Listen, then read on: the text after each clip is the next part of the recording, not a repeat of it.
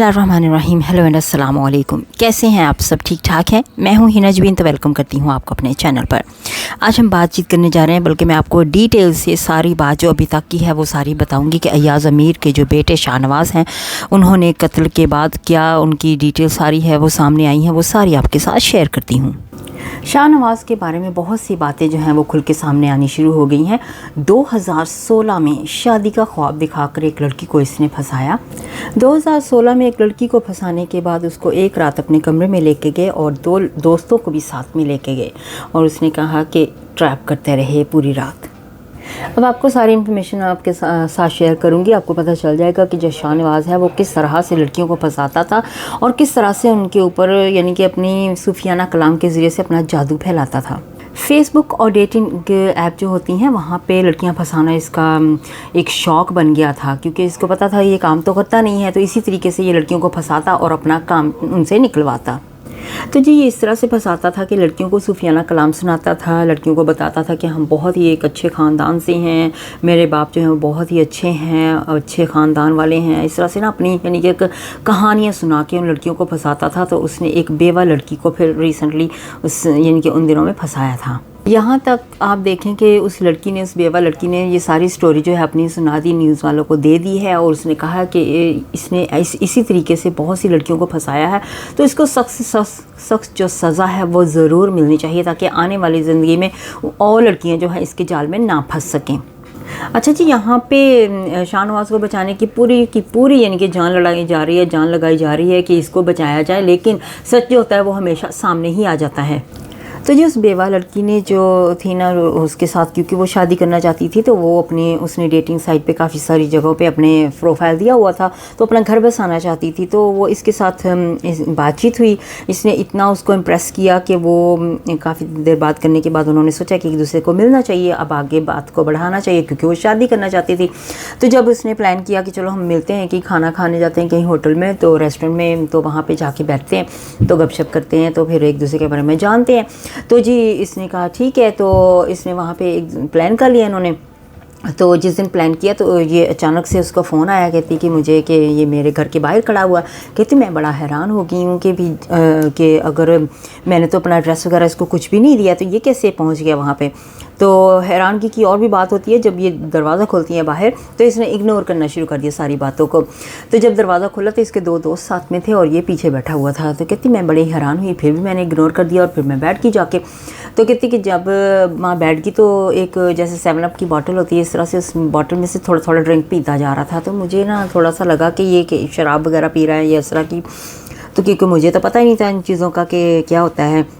तो कहती कि इस तरह से ये हुआ।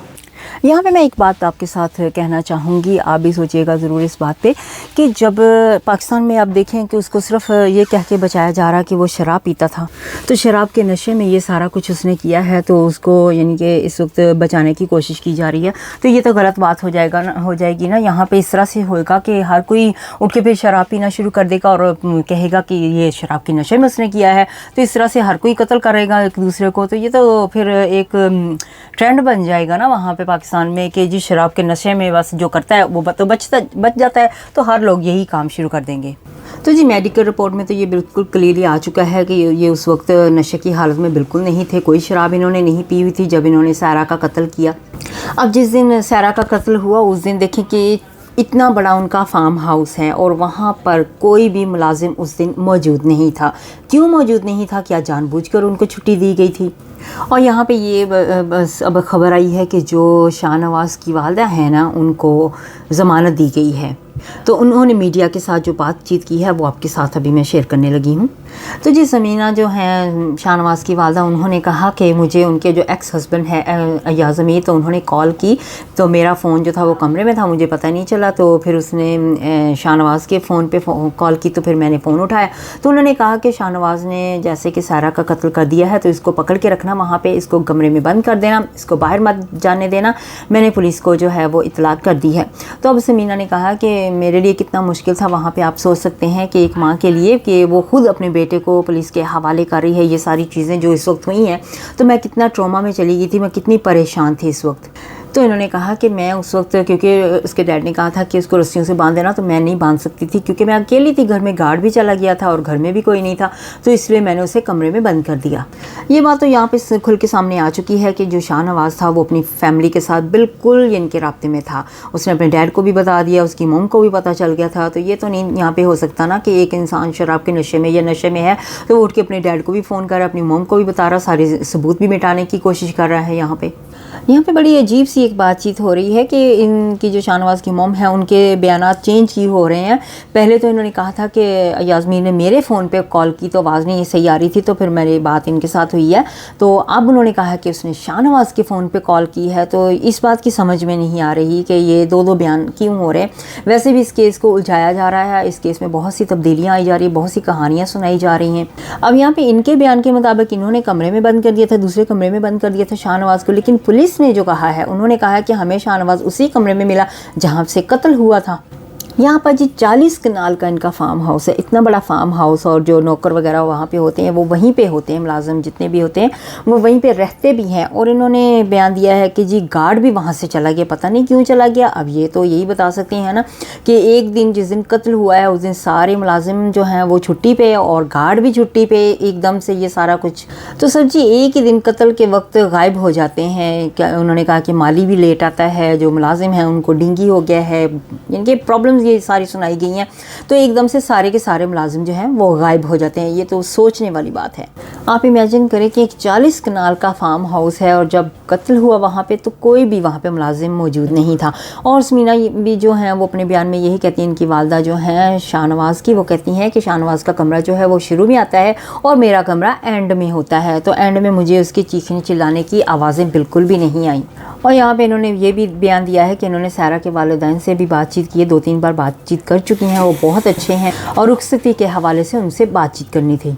जिस तरह से यहाँ पे शाहनवाज़ की वालदा बयान दे रही हैं कि सारा के माँ बाप तो बहुत अच्छे थे, उनके साथ बहुत अच्छे तरीके से बातचीत करते थे। तो यहाँ पे जब ये कत्ल हुआ तो सारा के जो चचा चाची हैं उन्होंने ऐसा बयान क्यों दिया फिर यहाँ पे आके कि जी ये सारा प्लान है, ये सारा इसके मॉम डैड शाहनवाज़ के जो हैं वो शामिल है इसमें, इस कत्ल में। तो ऐसा कुछ ना कुछ तो हुआ होगा ना जो उनको ऐसा लगता होगा। यहाँ पे सारा ने क्या अपने चचा चाची को बताया होगा जिसकी वजह से उसके चचा चाची ने फ़ौरन कहा कि याज़मीर को भी गिरफ़्तार करो और उनकी वाइफ या इनके एक्स वाइफ जो हैं समीना शाह उनको भी गिरफ़्तार करें। तो यहाँ पे समीना शाह ने ये भी बयान दिया कि मुझे समझ में नहीं आती कि मेरे बेटे ने ऐसा कैसे कर दिया, मुझे यकीन नहीं हो रहा।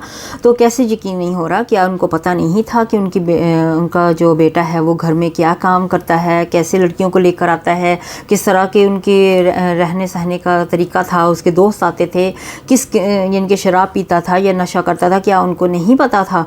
यहाँ पे उसने अपने दोनों बीवियों के साथ यही सलूक किया, उनको मारता पीटता था, उनके ऊपर तशद्दुद करता था। क्या ये नहीं पता समीना शाह को, उनकी वालदा शाहनवाज़ की वालदा को? बहुत सारी चीज़ें जो हैं वो सामने आ रही हैं, लेकिन हर सबूत को कोशिश कर रहे हैं मिटाया जाए, हर कहानी को बदला जा रहा है यहाँ पे ताकि कहानियाँ दूसरी बनती जाएँ और किसी को सही कहानी का पता ना चल सके। तो आज के लिए इतना ही। तो अपना बहुत सा ख्याल रखिएगा, हमेशा हमेशा खुश रहिएगा। मुझे अब इजाज़त दीजिएगा, बाय बाय।